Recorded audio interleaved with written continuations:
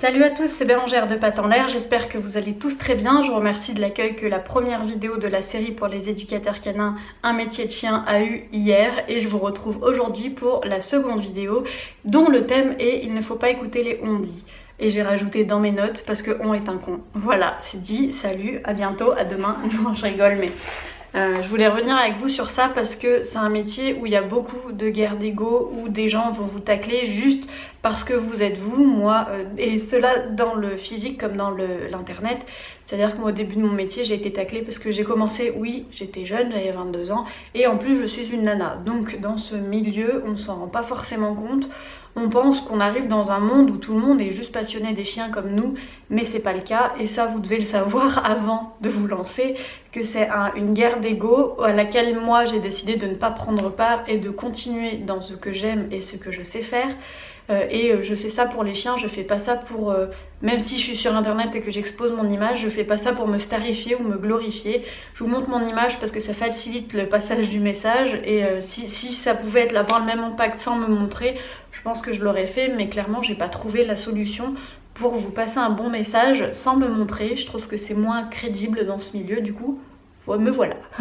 Donc comme je vous le dis, c'est un métier d'ego et même avant la création de votre entreprise, parce que c'est un métier où vous allez être obligé d'être chef d'entreprise à moins que vous trouviez un poste dans une grosse société d'éducation canine, mais c'est plutôt rare ces postes et la plupart d'entre nous sont chefs d'entreprise. Donc déjà il faut pouvoir monter une entreprise, faut se sentir capable, même si je vous assure que, après moi je parle mais j'ai un bac compta et un BTS de commerce, mais peut-être c'est sûrement plus facile pour moi qui ai étudié ça pendant mes années scolaires, mais c'est accessible à tout le monde. Il faut pas se dire que le chef d'entreprise c'est pas accessible, que c'est dur machin. Oui c'est pas facile, oui c'est plus compliqué que d'être salarié pour ma part, parce que déjà vous avez à vous gérer, vous avez vous-même votre salaire, si vous ne travaillez pas vous gagnez rien, et puis il y a toute la société derrière au sujet des chefs d'entreprise qui sont des escrocs et tout ça, mais bon on s'égare. Déjà là il va y avoir des obstacles. Il va y avoir des obstacles à la création d'entreprise, après à la formation dont on a parlé hier. Votre entourage va avoir peur pour vous et certaines personnes peuvent vous dire mais non mais te lance pas là-dedans, va chercher un boulot plus confortable, plus sûr, parce que c'est normal, chacun vous parle avec ses peurs. Du coup les personnes vont avoir peur pour vous et vous mettre en garde. Donc déjà avant la création d'entreprise, avant d'en faire un métier, vous allez passer par les on-dit. Les services de l'emploi, pour ma part, comme je vous l'ai dit hier, n'ont pas non plus été tendres et je pense que ça fait partie de leur métier parce que sinon ils financeraient tout et n'importe qui. Donc ça fait sûrement partie des métiers de vous dégoûter du truc pour éviter de financer quelqu'un qui ne tiendra pas dans la longueur, certainement. Mais vous, c'est pas votre cas. Si vous êtes assez motivé, c'est pas votre cas. Du coup, on va éviter d'écouter les on-dit et s'écouter soi-même pour décider si oui ou non on en fera ce métier, on deviendra chef d'entreprise, si on se dirige vers autre chose d'abord. Mais pour effacer ces on-dit, il va falloir être sûr de vous d'abord. Et pour être sûr de vous, je reviens sur un conseil que je vous ai donné hier, renseignez-vous à fond et faites des stages, vraiment des stages. Si vous ne trouvez pas de maître de stage, je sais que moi par exemple j'ai des demandes, mais en ce moment avec tout ce qui m'arrive un petit peu, c'est un petit peu compliqué d'avoir des stagiaires et je ne peux prendre que ceux que je connais déjà, clairement, parce que c'est un petit peu compliqué en ce moment niveau tout. Voilà, je vais pas m'étaler là, c'est compliqué d'accueillir un stagiaire on va dire. Du coup je prends que ceux que je connais déjà, mais près de chez vous. Après les stages en éducation canine c'est rare d'en avoir. Pour ma part j'ai pas eu la chance d'avoir de maître de stage, mais il y a plein de métiers en fait autour du chien.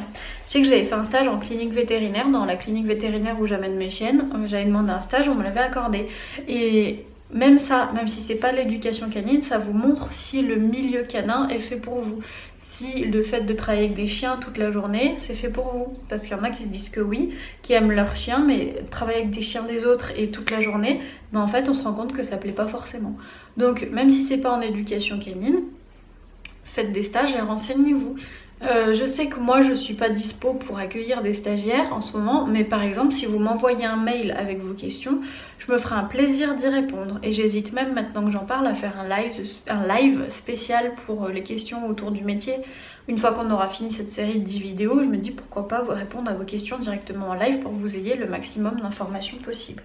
Donc validez bien que c'est votre projet, ça il n'y a que vous qui pouvez le savoir. Il faut bien comprendre que les gens ils auront beau parler autour de vous. Si ça fait comme moi, il y a tout le monde qui a parlé, absolument tout le monde. Tout le monde m'a dit, alors mes méthodes de travail n'étaient pas les bonnes, j'étais pas faite pour être chef d'entreprise, j'étais pas faite pour faire ce métier. Je suis une nana, donc l'éducation canine, c'est pas pour moi. J'ai déjà eu le discours de reste dans ta cuisine, t'es une nana, eh oh. Voilà. J'ai un BTS, mais on m'avait dit de reprendre mes études pour continuer. Dans le commerce, c'est pas que le commerce ne m'aide pas, ça fait partie de mon quotidien aujourd'hui, c'est que c'est pas ma vie. C'est que c'est pas ma vie. Et on est à une heure où je pense que de plus en plus d'entre nous, on cherche à faire un métier qu'on aime et pas forcément un métier qui nous apporte... Alors on aimerait bien concilier argent et passion, tous. Faut pas être hypocrite, je pense que c'est le but de tout le monde, de pouvoir gagner de l'argent, de vivre confortablement avec un métier qu'on aime. Il n'y a rien de mal à ça. C'est le but de tout le monde, mais faire un métier passion, il faut bien comprendre qu'il y a beaucoup de personnes et vous en faites peut-être partie. La majorité des personnes se lèvent le matin avec la boule au ventre d'aller au travail. Et du coup, de faire un métier passion, c'est un petit peu mal vu. Parce que nous, on souffre moins. Vous voyez ce que je veux dire? De faire un métier qu'on aime. C'est évident que moi, comme je vous l'ai déjà dit, mon métier me permet de me lever le matin. Mon métier me pousse à me lever le matin. Les matins où j'ai envie de dormir un petit peu, où je me dis oh ce matin je pourrais dormir, je me dis non, ton métier il est génial, bouge-toi, tu fais des trucs que t'aimes, bouge-toi. Je suis bien consciente que c'est pas le cas de tout le monde. Mais j'aimerais bien que si ce métier est aussi fait pour vous, que vous n'ayez pas de regrets plus tard par contre, à cause de on-dit. Donc les on-dit, vous les mettez de côté. Et vous commencez à réfléchir pour vous et par vous-même. En vous renseignant, en faisant tout ce que je vous ai dit hier, en validant que c'est un projet qui est fait pour vous. Parce que si c'est pas fait pour vous, je recule un petit peu, si c'est pas fait pour vous, ce sera une perte de temps et d'argent, d'investissement et tout ça. Du coup, validez bien tout ça. Ensuite, quand vous allez arriver dans ce métier, et ben, ce sera pareil. Moi, je me souviendrai toujours le jour où j'ai créé ma page Facebook.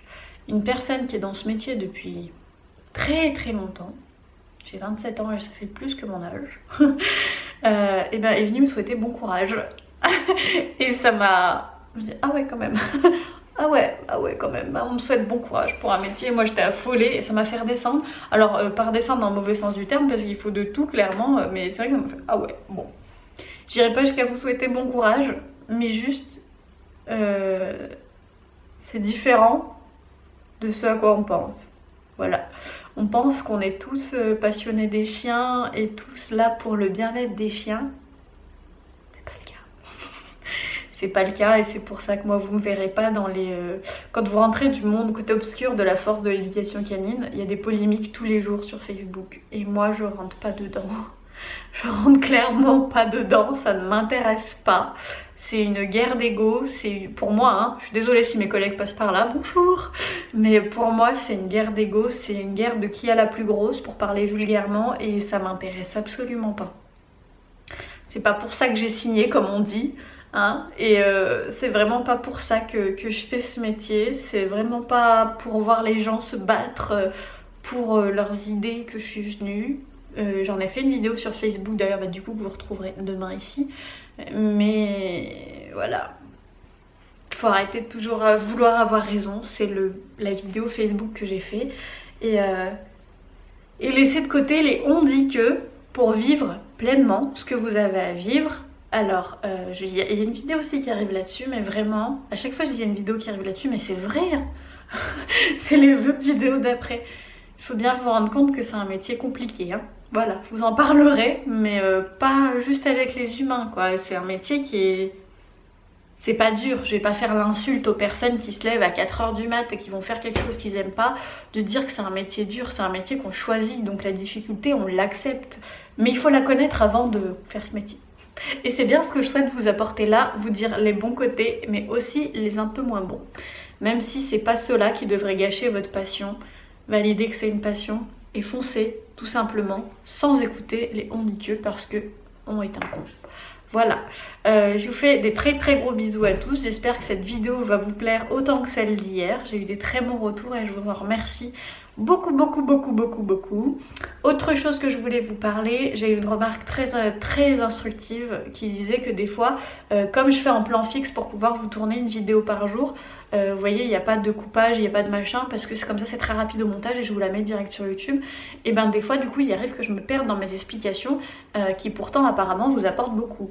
Et je voulais vous demander si vous avez des connaissances en montage, en filmage, en tournage, en tout ce que vous voulez, si vous connaissez des bons sites internet qui pourraient me renseigner là-dessus, parce que j'aimerais bien continuer les vidéos comme ça où j'ai l'impression... En fait là j'aime bien parce que j'ai l'impression de vous parler à vous directement.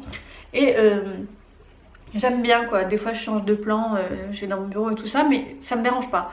Mais j'avoue qu'à regarder, là j'en suis à 10 minutes de vidéo et ça doit être un peu long.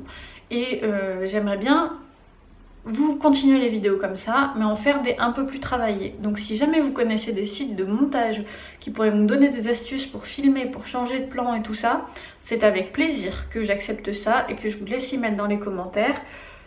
Voilà pour ça, le message est passé parce que j'aimerais en même temps faire des meilleures vidéos, mais ne pas perdre trop de temps, ou alors celles qui vont me prendre plus de temps, le savoir à l'avance et les tourner bien en avance pour vous les mettre comme ça.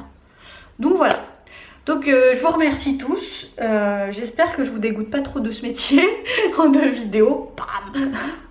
Et puis je vous dis à très vite dans une prochaine vidéo. Salut!